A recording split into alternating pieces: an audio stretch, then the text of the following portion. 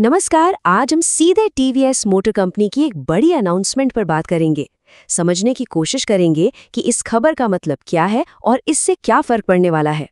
और हाँ, अगर स्टॉक मार्केट में थोड़ी सी भी दिलचस्पी है ना, तो ये खबर तो बिल्कुल मिस करने वाली नहीं है। तो खबर ये है कि टीवीएस मोटर कंपनी ने 2026 के लिए एक बड़े अंतरिम डिविडेंड का ऐलान कर दिया है। अब ये अंतरिम डिविडेंड क्या होता है? इसका सीधा सा मतलब है कि कंपनी अपने फाइनेंशियल ईयर के खत्म होने का इंतजार नहीं कर रही, बल्कि बीच में ही अपने मुनाफे का हिस्सा शेयर होल्डर्स को दे रही है। और ये अक्सर एक कंपनी के अच्छे परफॉर्मेंस का इशारा होता है। तो सवाल ये है कि डिविडेंड है कितना? तो सुनिए, ये आंकड़ा है 12 रुपए। जी हाँ, बिल्कुल सही सुना। हर एक शेयर पर पूरे 12 रुपए का डिविडेंड। इन्वेस्टर के लिए तो 12 रुपए पर शेयर बढ़िया है, लेकिन जब हम पूरी कंपनी के नजरिए से देखते हैं तो ये कितना बड़ा अमाउंट है? मतलब क्या ये बस एक छोटी मोटी रकम है या सच में एक बहुत बड़ा ऐलान है? तो जवाब ये है कि कंपनी कुल मिलाकर 570 करोड़ रुपए, जी हाँ, 570 करोड़ रुपए का डिविडेंड देने वाली है। ये कोई छोटी मोटी रकम नहीं है। ये दिखाता है कि कंपनी की फाइनेंशियल हेल्थ कितनी मजबूत है और वो अपने शेयर होल्डर्स को रिवॉर्ड देने के लिए कितनी सीरियस है। इसको ना एक बहुत ही सिंपल से उदाहरण से समझते हैं। मान लीजिए किसी के पास टीवीएस मोटर के 100 शेयर्स हैं, तो उनको सीधा सीधा 1200 रुपए का डिविडेंड मिलेगा।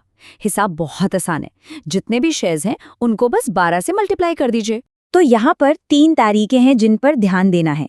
पहली 31 मार्च 2026, ये है रिकॉर्ड डेट, मतलब इस दिन कंपनी अपनी लिस्ट चेक करेगी कि कौन कौन उसके शेयर होल्डर हैं। फिर है 30 मार्च 2026, ये है एक्स डेट, और ये बहुत जरूरी है। ये डिविडेंड पाने के लिए शेयर खरीदने का आखिरी दिन है। और आखिर में जो पेमेंट है वो 30 अप्रैल 2026 तक हो जाएगा। अच्छा, अब एक्स डेट और रिकॉर्ड डेट के बीच का जो फर्क है ना, उसको समझना सबसे जरूरी है। एक्स डेट, जो कि 30 मार्च है, वो आखिरी दिन है जब शेयर खरीद कर भी डिविडेंड पाया जा सकता है। अब सवाल है, क्यों? क्योंकि जब कोई शेयर खरीदता है तो उसे डीमैट अकाउंट में आने में यानी सेटल होने में थोड़ा टाइम लगता है। तो नियम ये है कि अगर एक्स डेट या उससे पहले शेयर खरीदे गए तो रिकॉर्ड डेट तक नाम कंपनी के रिकॉर्ड में आ जाएगा। तो एक्शन प्लान कुछ ऐसा है। स्टेप 1, रिकॉर्ड डेट यानी 31 मार्च, इसे नोट कर लीजिए। स्टेप 2, एक्स डेट यानी 30 मार्च को पहचानिए। असल में यही वो तारीख है जो सबसे ज्यादा मैटर करती है। और स्टेप 3 जो सबसे क्रूशियल है, 30 मार्च को मार्केट बंद होने से पहले शेयर्स खरीद लेने हैं। अगर इसके बाद खरीदा तो ये डिविडेंड नहीं मिलेगा। तो चलिए इस पूरी बात को फटाफट से समेटते हैं। मेन पॉइंट्स क्या हैं?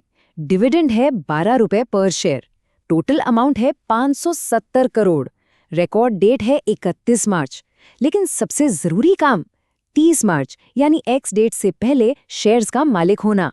और अगर सब ठीक रहा तो पेमेंट अप्रैल 2026 के आखिर तक अकाउंट में आ जाएगा।